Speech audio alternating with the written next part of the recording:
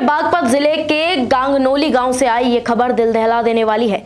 इमाम इब्राहिम की पत्नी और दो मासूम बेटियों के कत्ल की गुत्थी अब सुलझ गई है और पुलिस ने आरोपियों को गिरफ्तार कर लिया है। आपको बता दें, बागपत तिहरा हत्याकांड का पुलिस ने किया सनसनीखेज खुलासा, जहां मौलवी से नाराज दो नाबालिग छात्रों ने हथौड़े और छुरी से इमाम की पत्नी और बेटियों की हत्या की थी। पुलिस ने महज 6 घंटे के भीतर इस सनसनीखेज वारदात का खुलासा कर दिया है।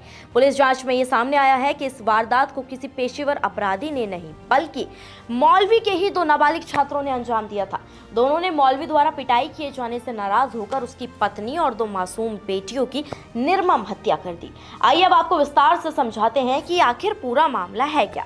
दरअसल उत्तर प्रदेश के बागपत जिले के गांगनौली गांव में शनिवार के दिन एक बड़ी मस्जिद में उस वक्त सनसनी फैल गई जब वहां रहने वाले इमाम इब्राहिम की पत्नी और दो मासूम बेटियों के शव खून से लथपथ हालत में मिले। बताया गया कि जब बच्चे रोज की तरह मस्जिद में पढ़ने पहुंचे तो उन्होंने घर के अंदर तीनों के शव पड़े देखे। ये दृश्य इतना भयावह था कि पूरे गांव में अफरा तफरी मच गई।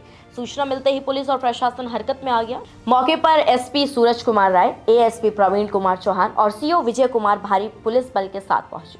पुलिस ने घटनास्थल की बारीकी से जांच की और तीनों शवों को पोस्टमार्टम के लिए भेजा। इस दौरान स्थानीय लोगों ने विरोध भी जताया और पुलिस से नोकझोंक भी हुई। हालात संभलने के बाद शवों को कब्जे में लेकर आगे की कार्रवाई शुरू की गई। बागपत का ये थाना दोगट है। यहाँ पर एक परिवार में दो बच्चे और उनकी मां की हत्या की सूचना मिली थी पुलिस को। पुलिस मौके पर आई है और यहाँ पर तहकीकात शुरू की गई है। फील्ड यूनिट को बुलाया गया, डॉग स्क्वाड को बुलाया गया है। इसके साथ ही जो एसपी बागपत हैं उनके नेतृत्व में टीमें गठित हो गई हैं और सभी टीमें अपना काम कर रही हैं। अभी तक के जो मौजूदा साक्ष्य हैं उसके आधार पर टीमें अपना काम कर रही हैं। जो भी साक्ष्य सामने आते हैं या जो भी उनको उसका वर्कआउट होता है उससे शीघ्र आप लोगों को अवगत कराया जाएगा।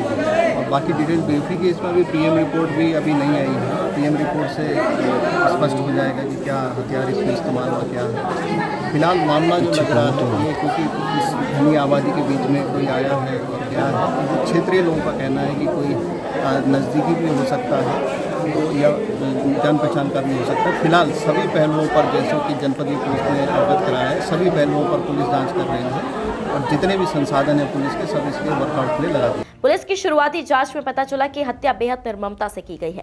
पत्नी इसराना का शव फर्श पर पड़ा था, जबकि 5 और 2 साल की बेटियां सोफिया और सुमैया चारपाई पर लहूलुहान हालत में मिली।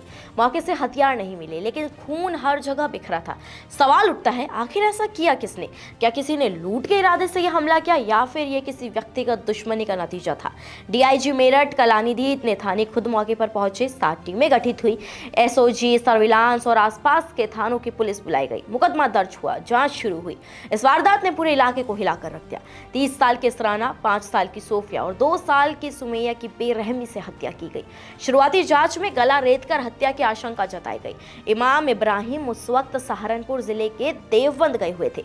घटना की गंभीरता को देखते हुए डीआईजी मेरठ कलानिधि नेता ने खुद मौके पर पहुंचे। उन्होंने पूरे घटनास्थल का निरीक्षण किया और तुरंत जांच के लिए 7 विशेष टीमों का गठन किया, जिनमें एसओजी, सर्विलांस यूनिट और आसपास के 6 थानों की पुलिस शामिल थी। पुलिस ने तकनीकी साक्ष्यों, मोबाइल कॉल रिकॉर्ड्स और स्थानीय इनपुट्स के आधार पर जांच शुरू की और महज 6 घंटे के भीतर इस तिहरे हत्याकांड का सनसनीखेज खुलासा हो गया। पुलिस के मुताबिक यह हत्या किसी पेशेवर अपराधी ने नहीं की थी बल्कि मौलवी के ही 2 नाबालिग छात्रों ने की थी। जांच में यह सामने आया कि कुछ दिन पहले मौलवी इब्राहिम ने इन दोनों छात्रों को गलती करने पर डांटा और पीटा था। इसी बात से नाराज होकर दोनों ने बदला लेने की ठान ली। शनिवार को जब मौलवी देवबंद गए हुए थे, उस वक्त घर पर उनकी पत्नी और 2 बेटियां मौजूद थी। दोपहर में करीब 1 बजे जब परिवार सो रहा था, दोनों छात्र मस्जिद पहुंचे और हथौड़ा तथा छुरी से हमला कर दिया। चंद मिनटों में उन्होंने तीनों की जान ले ली और वहां से फरार हो गए। पुलिस ने दोनों नाबालिग आरोपियों को हिरासत में लेकर पूछताछ की। दोनों ने अपना जुर्म कबूल कर लिया है और उनकी निशानदेही पर हथौड़ा और छुरी भी बरामद कर ली गई है। एसपी सूरज कुमार राय ने बताया कि दोनों आरोपी नाबालिग हैं और उन्हें बाल न्याय अधिनियम के तहत कस्टडी में लिया गया है। पुलिस हर एंगल से जांच कर रही है ताकि हत्या के पीछे की पूरी सच्चाई सामने आ सके।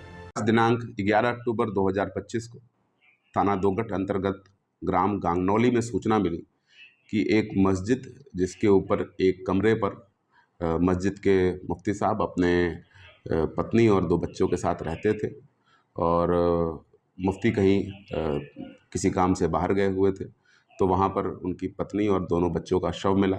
इस घटना पर तत्काल थाना police, CO Baraut additional SP मेरे और स्वयं डीआईजी महोदय के द्वारा भी घटनास्थल का निरीक्षण किया गया और तत्काल घटना के सफल अनावरण के लिए 7 टीमें लगा दी गई। फील्ड यूनिट के द्वारा भी मौके से आवश्यक फिंगरप्रिंट्स और डीएनए साक्ष्य उठाए गए और लगातार जो 7 टीमें थी उन्होंने बड़े कम अवधि के अंदर वीडियोस को देख के 2 संदिग्धों को चिन्हित किया और जिनसे जब पूछताछ की गई तो ज्ञात हुआ कि ये दोनों बच्चे जो बाल अपचारी हैं ये उसी मस्जिद के नीचे मौलवी से तालीम हासिल करते थे और मौलवी इनकी अक्सर पिटाई कर देता था, जिसके कारण क्षुब्ध होकर इन्होंने इस घटना की योजना बनाई और ये घटना कारित की। इसके बाद एसपी साहब ने क्या बताया, आइए आपको सुनाते हैं। इन दोनों बाल अपचारियों के निशानदेही से घटना में प्रयुक्त हथौड़ा और छुरी बरामद हुआ है।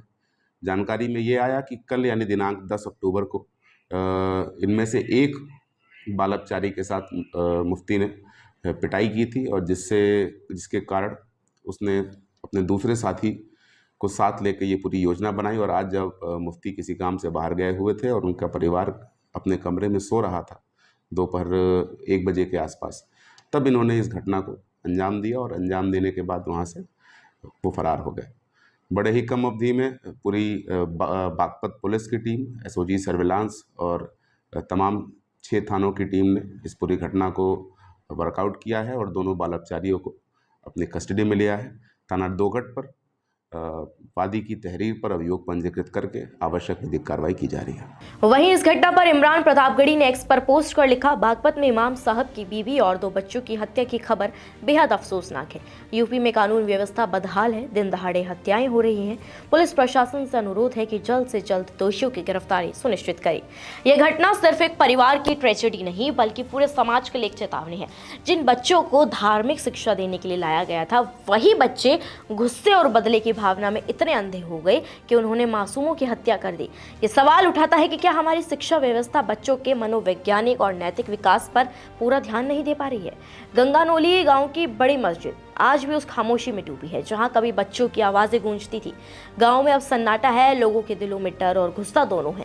3 निर्दोष जिंदगियां खत्म हो गई हैं, 2 नाबालिग अपराध के दलदल में फंस गए हैं और समाज के सामने एक बड़ा सवाल खड़ा हो गया है, क्या हम अपने बच्चों को सिर्फ पढ़ा रहे हैं या उन्हें इंसान बनाना भूल गए हैं, उनमें इंसानियत की नींव डालना भूल गए हैं। फिलहाल इस खबर पर आपकी क्या राय है, कमेंट्स में हमें जरूर बताएं। नमस्कार, मैं हूं मानक गुप्ता। अगर आपको हमारा ये वीडियो पसंद आया हो तो इसे लाइक और शेयर जरूर करें और हाँ, हमें सब्सक्राइब और फॉलो करना ना भूलें ताकि आप देश और दुनिया की कोई खबर मिस ना करें। तो जुड़े रहिए हमारे साथ और देखते रहिए न्यूज़ 24।